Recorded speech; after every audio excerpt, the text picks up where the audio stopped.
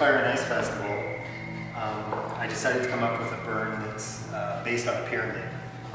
And initially, the idea was almost like an hourglass, the way that sand goes from one conical structure down and through the bottom.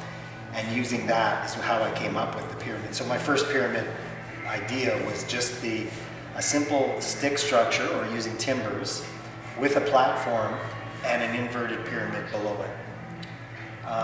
Working on the logistics of that, I sort of simplified it to the point of having just a triangle, like seeing the pyramid, with a moon behind it. So I wanted the simplicity of the graphic nature of a pyramid, full moon beside it. The moon would be made out of a drum. A drum would represent the moon. And then below the pyramid, suspending a block of ice. So building a structure to hold a block of ice, and that carries through to this stage. Now, the idea is to have live music this year. So there's going to be a scaffold holding up. That'll be a platform for me. That'll be a big, large moon drum that I have still yet to make.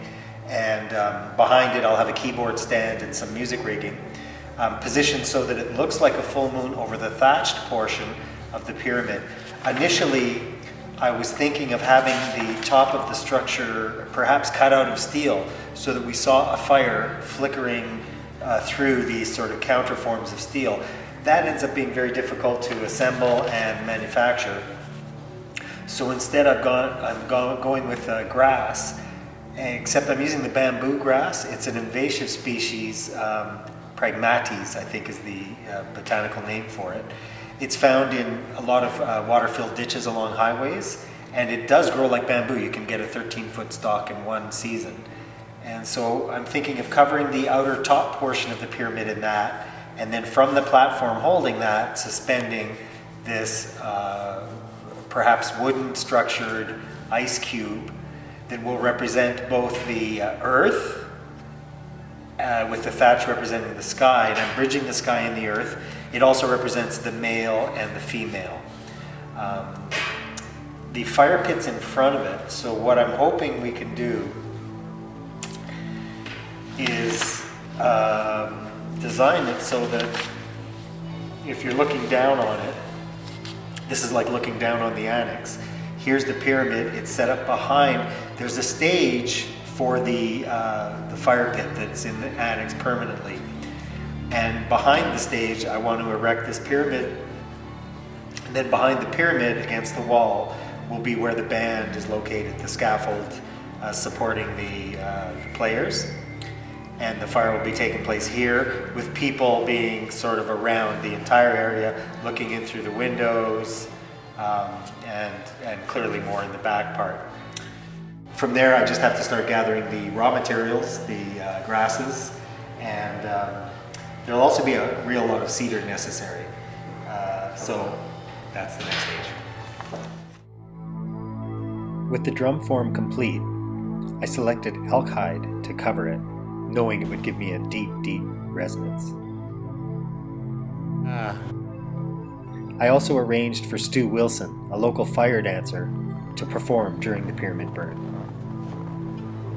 Definitely use the pyramid, like illuminate the pyramid by going around that's gonna look great.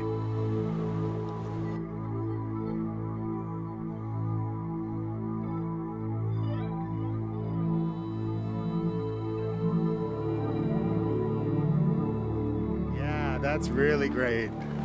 Now the top part of the pyramid is going to be a cone with thatch, so it'll be a solid surface up top.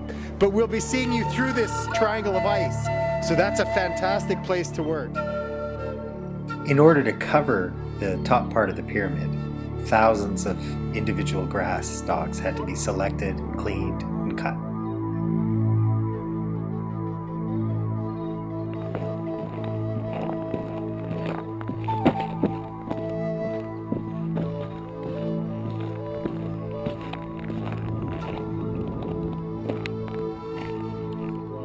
Here's the water, vapor, ice triangle.